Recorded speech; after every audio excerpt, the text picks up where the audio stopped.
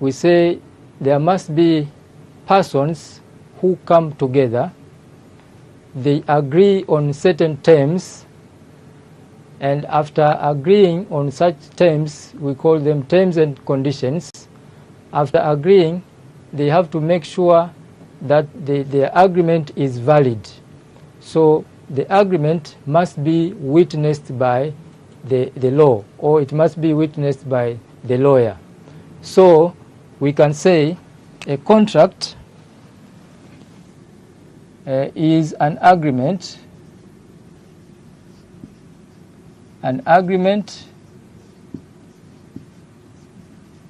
between two or more persons which is legally binding.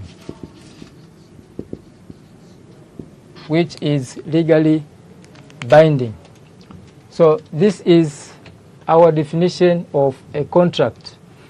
Now, as you can see, in this contract, we have some important terminologies. So we have to explain what it means by legally binding. As I introduced, I said when persons come together, they may have their terms upon which they will agree, or we can call obligations. So after agreeing, to make their agreement valid, it must be witnessed by the law. So that is why we say legally binding. So, and we say not all agreements are contracts.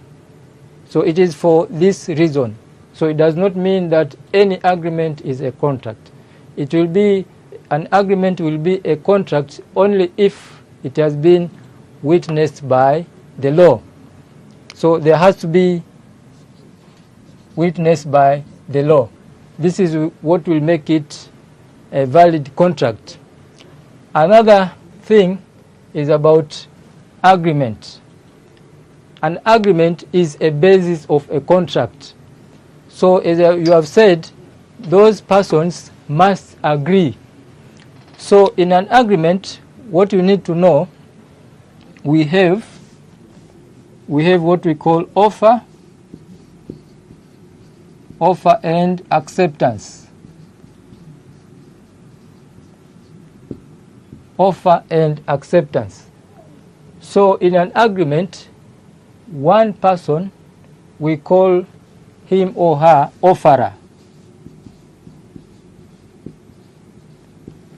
This person must make an offer to another person, and that other person must agree. So the one who will accept the offer, we call him or her the offeree. The offeree. So this is the base, as we have said. Agreement is a base whereby for an agreement to be in force, so the two sides, one of the sides must give an offer and the other side must accept. So once accepted, then an agreement will amount to a contract. Another thing which I mentioned is about terms of stipulation. Terms of stipulation. In a contract, there are terms which both sides must agree upon. So these terms will lead to what we call obligations. So which means each of those sides will have the obligations or the duties to perform. So we can see, we say there are, in a contract, there are rights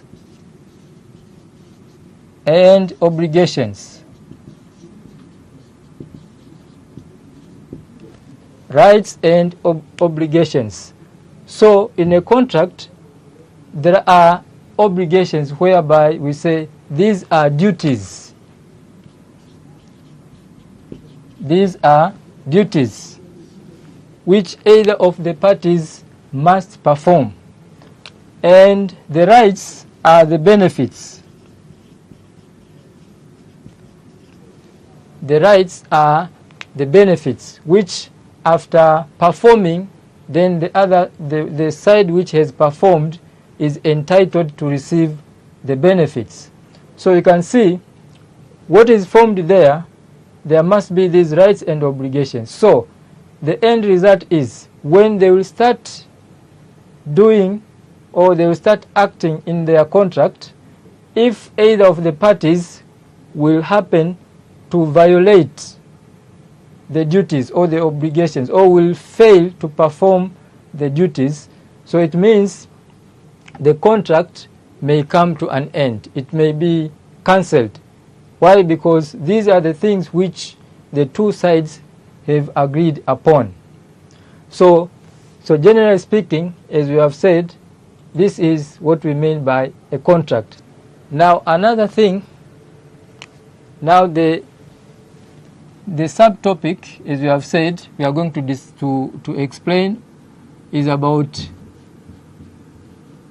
elements of a valid contract. Elements of a valid contract. So we are going to see for a contract to be valid, what are the features? What are the things which will make it valid? Number one, as we have seen, there must be offer and acceptance.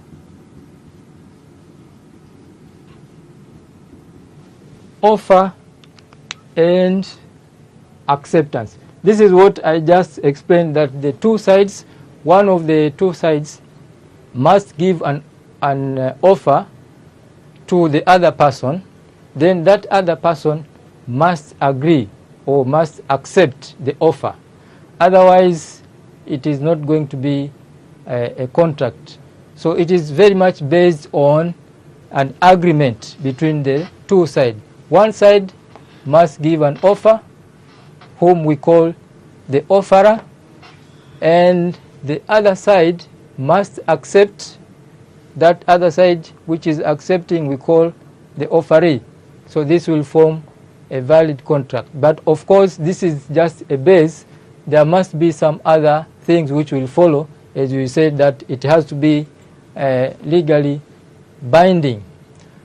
Now here I have a question which will guide us into more discussion about offer and acceptance. So the question is, so this is the question. Briefly explain the rules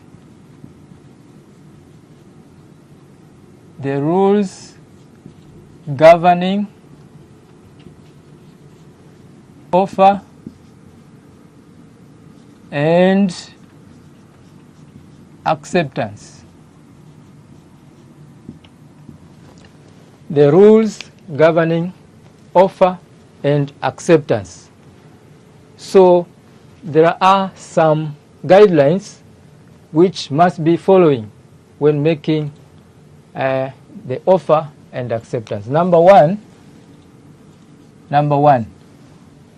what we can say, the one who is making the offer can make it either generally or to specific persons, but acceptance must be made by specific persons. It means one can make an offer to a number of people, let's say about 10 of them, generally. Now, when such persons are accepting, they must accept individually. Specifically, each person must write an acceptance. They must not accept as a group. So we say the offer can be made generally or to specific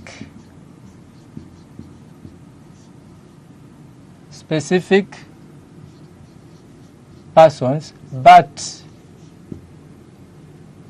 acceptance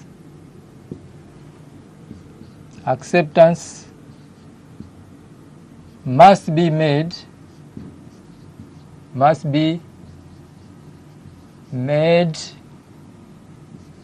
by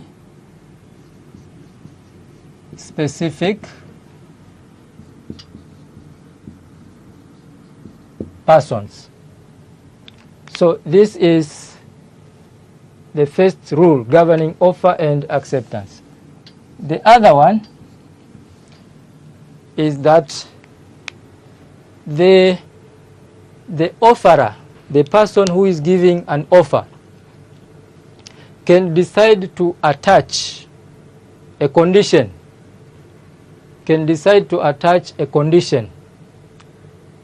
but that condition must be made when he or she is making an offer. The reason is, in contracts, when you have made an offer and that offer has been accepted, so you are not supposed to come later and add other things. So if there is any condition which one is adding, it must be notified from the very beginning when making an offer. So we say the offerer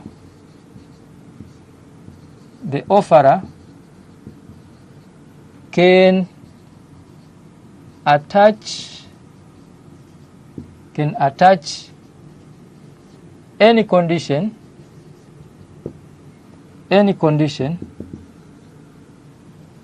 but it must be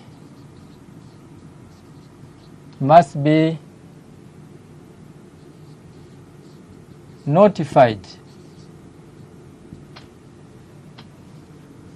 when making an offer.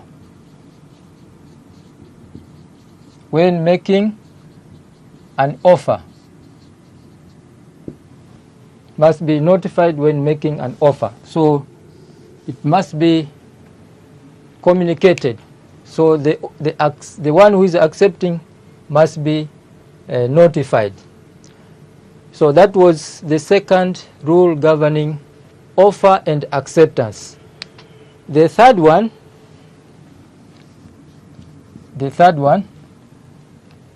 is that usually no contract can exist until the other side has accepted. So there is no contract when you can say the offerer has just made an offer and he assumes that he is already in a contract.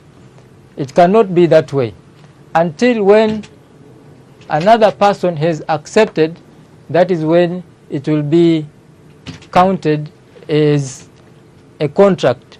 So we say no contract exists until when acceptance is made. No contract exists until when acceptance is made. The fourth rule, we can say usually the offer as you have said, the offer can be cancelled. So we can say the offer can be revoked anytime. The person giving an offer can cancel the offer anytime because of some reasons. But what is important is that when he decides to cancel the offer, he or she must communicate that this offer is no longer there. So the offer can be revoked. The offer can be revoked any time. Can be revoked any time, but it must be communicated. Must be communicated to the one who is accepting. To the one who is accepting. So this is the fourth rule. The fifth rule, as you can see, we have been saying on the side of offer. Now on the side of acceptance. Here, the one who is accepting must not put any condition. So acceptance must be unconditional. Why? Because the suggestions which are given to the one who is accepting, they have to be accepted the way they are. When the acceptor or the offeree tries to put some other conditions, we call it, he is always making what we call a counter offer. He will also be making an offer again to the one who suggested or brought forward the offer. So that is why we say the one who is accepting must not put conditions. So here, acceptance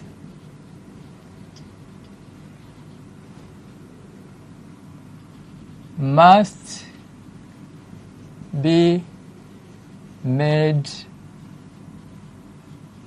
unconditional. Must be made unconditional. There shouldn't be, for the side who is accepting, there shouldn't be any condition, because otherwise, in doing so, if he puts any condition, it will be as if he is also giving the offer to the original offerer. So it is going to be what we call a counter offer. Then the last thing, or the last rule about acceptance is that usually there is a time frame which is kept for acceptance to be made. So the one who is accepting must accept within the time stipulated. So usually there is a time limit for one to accept. So which means if that time has lapsed or has expired, so automatically the offer will be cancelled. So the one who is accepting must accept according to the time stipulated. So acceptance must be made based on the time stipulated. On the time stipulated. So remember, we are discussing about the elements of a valid contract. So this was the first element. The second one is called consideration.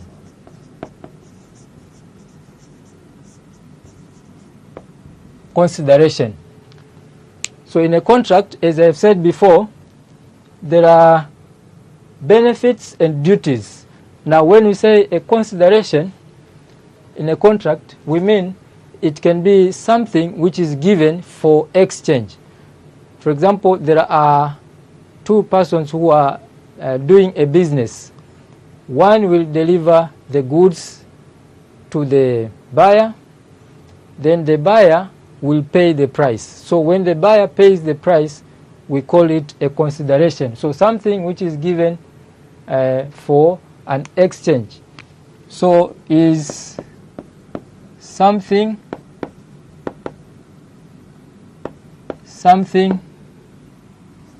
given for an exchange. For an exchange. The third element is capacity of parties to a contract.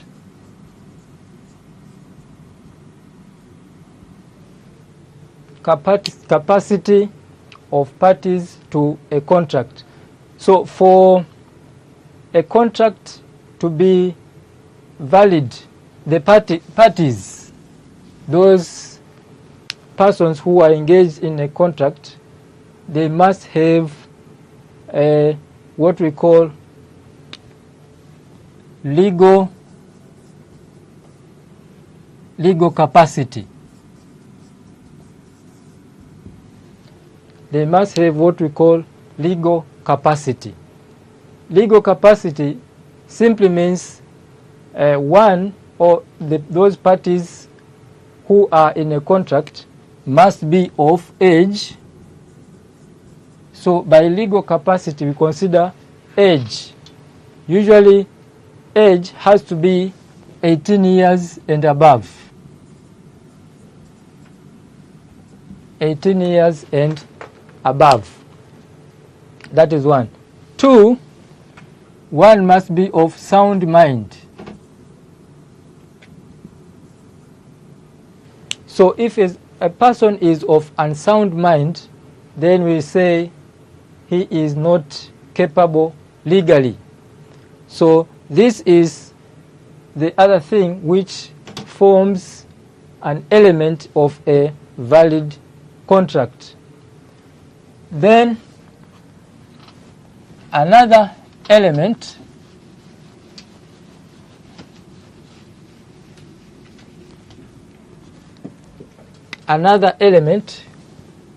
which is the fourth one is called possibility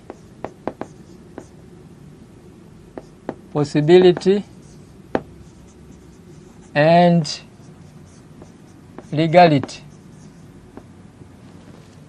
Possibility and legality. Now for a contract, when we say possibility, for a contract to be valid, it must be possible to perform. Possible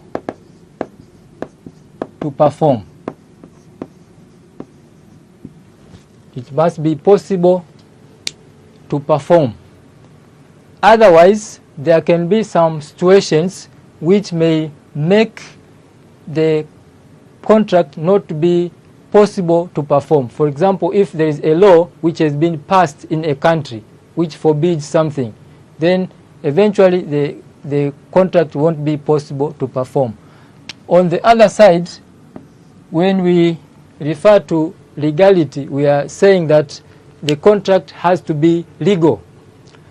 Meaning to say there are some contracts which when one is trying to engage in a contract must avoid. There are some contracts which can be illegal contracts. So such contract one should avoid. For example, those contracts of criminal nature or the contracts of corruption practice. So these are the things which one needs to avoid. So the contract, to be valid, it has to be legal. And the last one is called absence of fraud or mutual mistake. Absence of fraud or mutual mistake. It means there has to be absence of mutual mistake. Mutual mistake means the two sides or those persons who are in a contract, they should not make a mistake as to the understanding of the subject matter. They should not make a mistake as to the understanding of the subject matter. So the parties should not make a mistake as to the understanding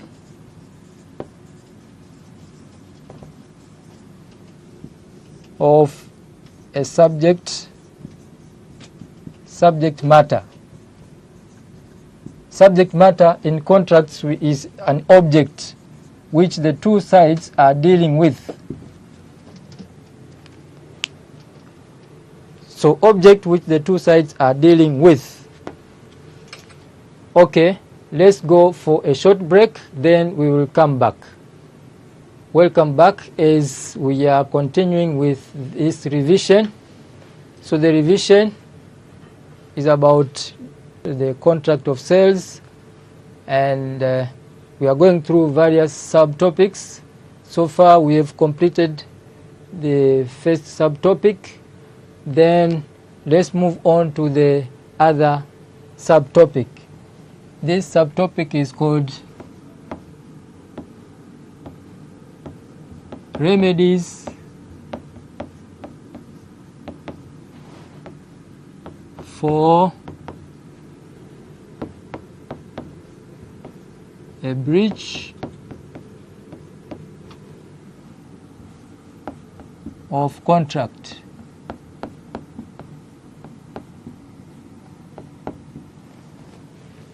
Remedies for a breach of contract.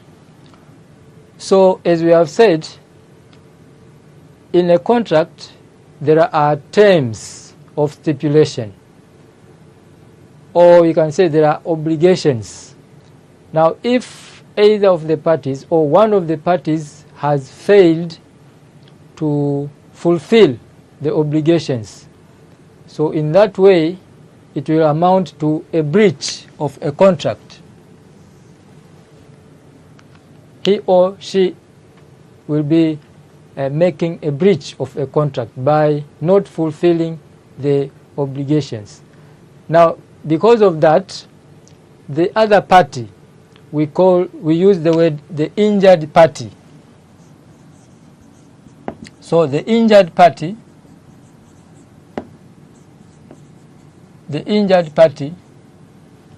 the one whom the other side has not done or has not completed his obligations, will look for what we call remedies. We look for the remedies. It means he or she will try to recover from the position. So remedies means to recover from the position. So the injured party must look for how he is going to recover as a result of the other party not fulfilling his or her obligations. Now, there are various ways.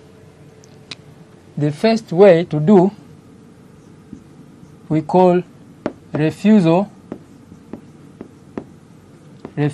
of further performance. Refusal of further performance.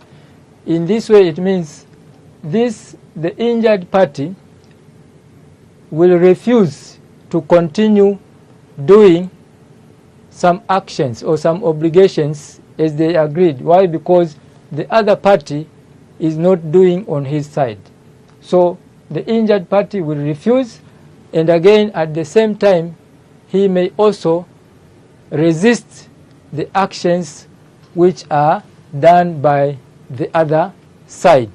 So this is one way of looking for the remedies. But the second thing is to claim for damages. Claim for damages. So the injured party must have done some obligations.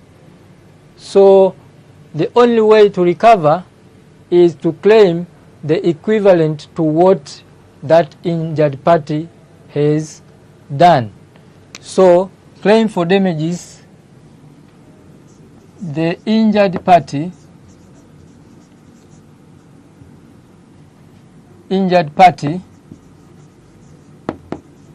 will claim the amount equivalent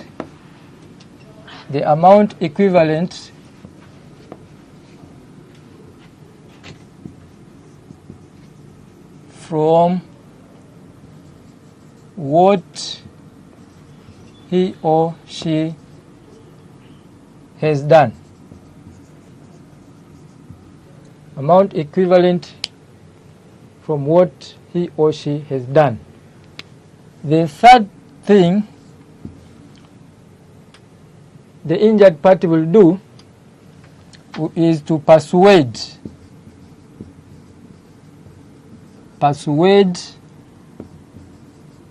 the other party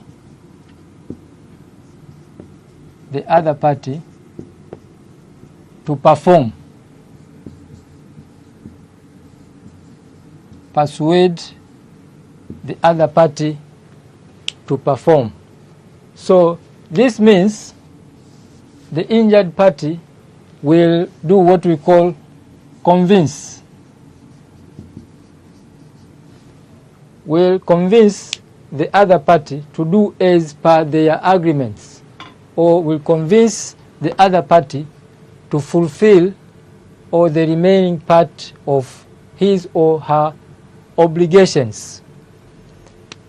Then the other remedy is called injunction.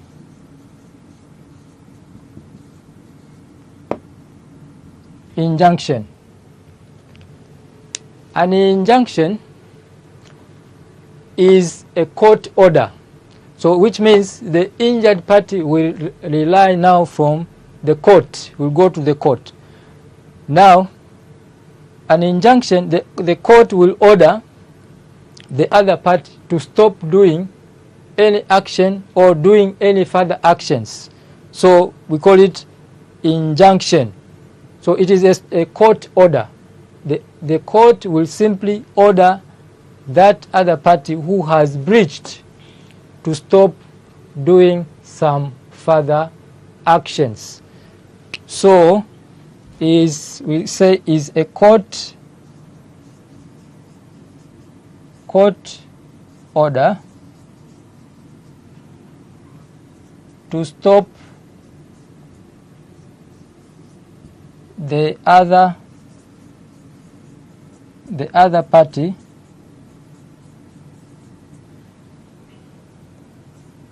from further actions.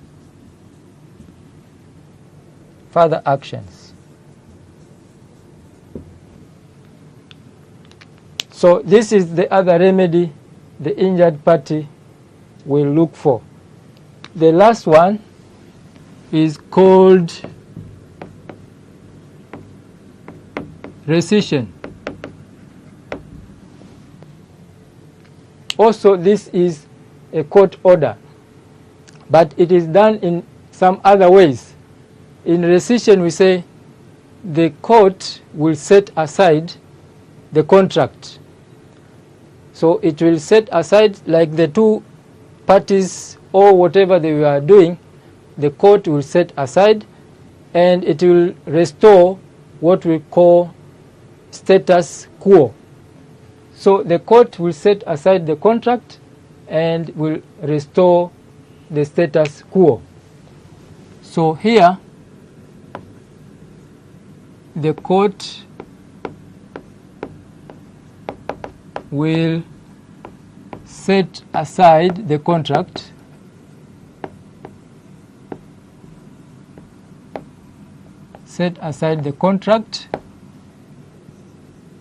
and it will restore a status quo. Status quo. Status quo simply means the situation as it is now. So all the contract will be set aside and then the court will order the situation or to do according to as the situation it is now.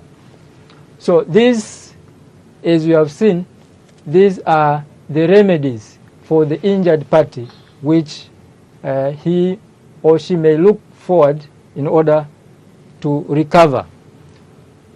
Now, then let's move on to another subtopic. Another subtopic is about discharge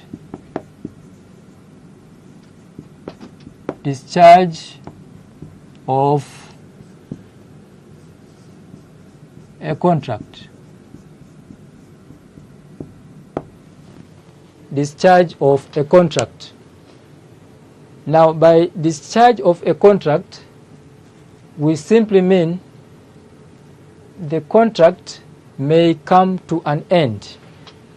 The contract may come to an end. Now, we are going here, our concentration is to see various ways in which the contract may be cancelled, or various ways in which the contract may be terminated. Now, the following are the ways. Number one, discharge by performance. Discharge by performance. Here it means the contract will come to an end when the two sides have done or they have fulfilled their obligations, and each of those sides has received his or her benefits. Remember, we said in a contract there are rights and obligations. So when the two sides have fulfilled their obligations, they have done their obligations, and each of the sides is satisfied and has received the benefits, then in that way the contract may come to an end. But however, here the thing we need to know is that usually the contracts are renewable. So after, if they are satisfied from whatever they have done, they may terminate the contract, but if they wish to continue, they may renew the contract. So this is one way where the contract may come to an end, or discharge of a contract. Another way is discharge by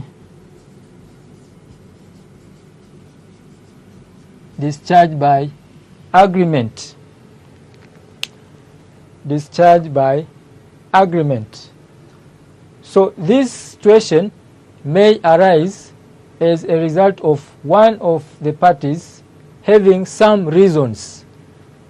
If one of the parties feels that he may no longer proceed, or he or she is not in a position to continue with a contract, then the two sides may sit together and agree that let us come to the end of the contract, or let us end this contract. So in that way, that other side must have the reasons to convince the other side to agree. So that is why we say discharge by agreement. Then the third one, discharge by breach. Discharge by breach. So as I have said before, this happens when one of the parties has not fulfilled his or her obligations. As a result, the other party may decide to discontinue with the contract, as we have seen before. So one of the party may decide because the other party has failed to fulfill his or her obligations. The fourth way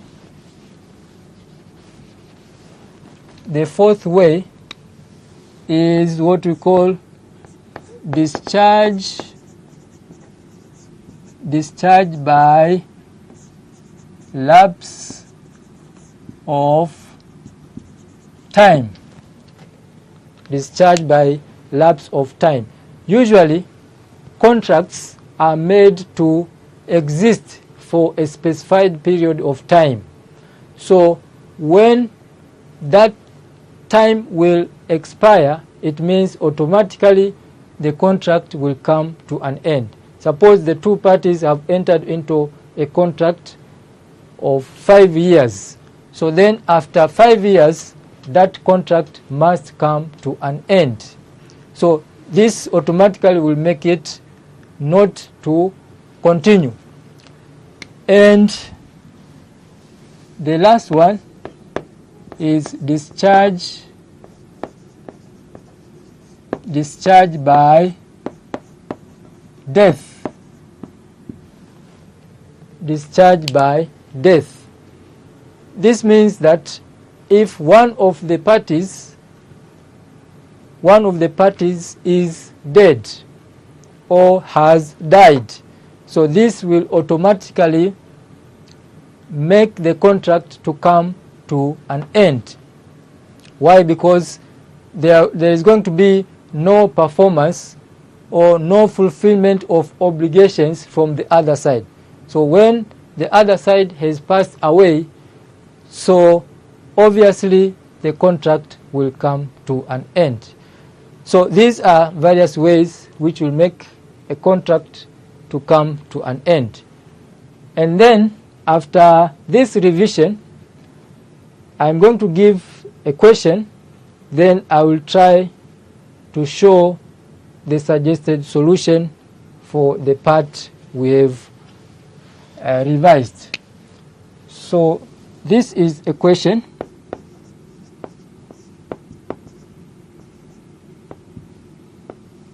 So this is a question. Mr. Bakari and Mr. James entered into a contract.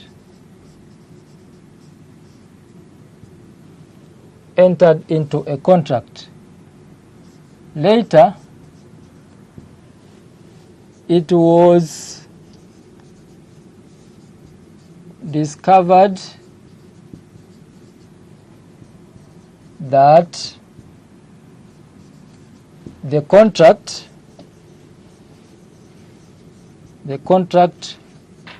was void.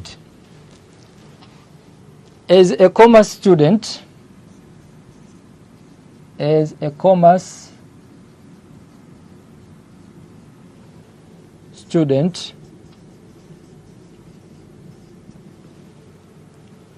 suggest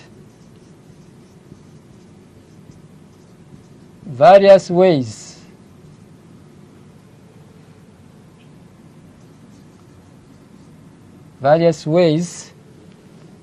in which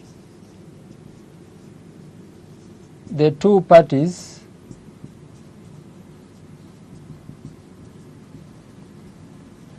may discontinue the contract.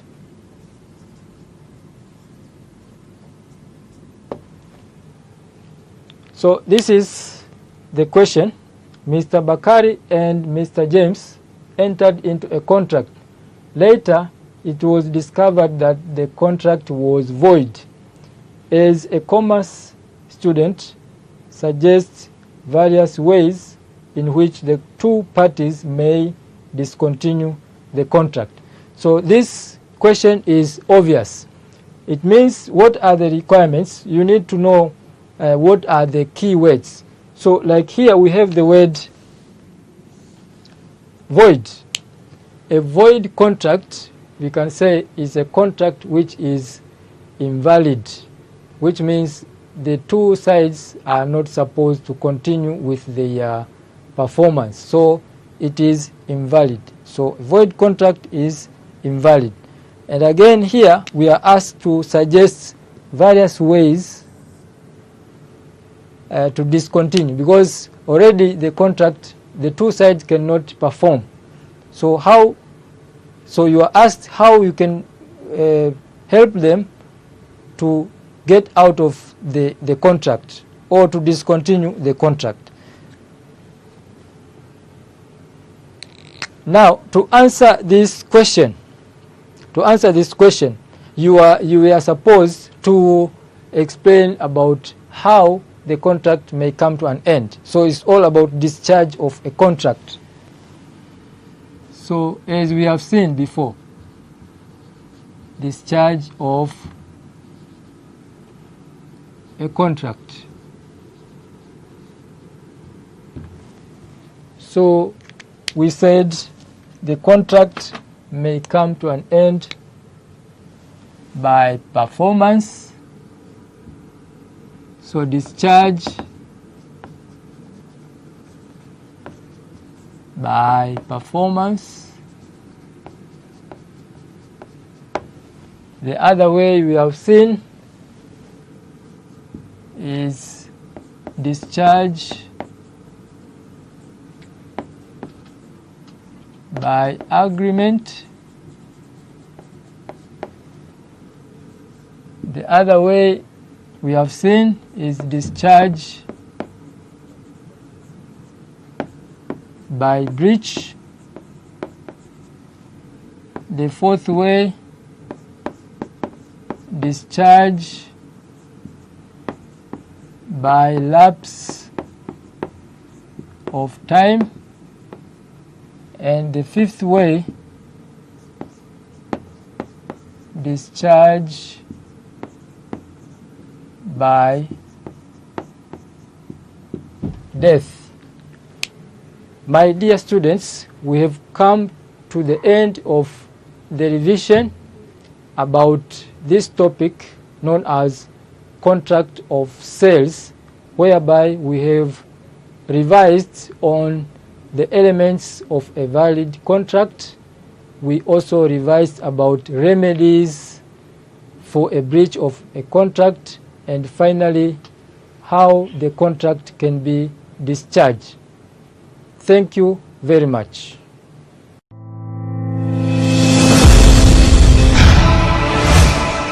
Kipindi cha Darasa Online kimeletwa kwenu na Chuo Kikuu cha Sauti Mbeya.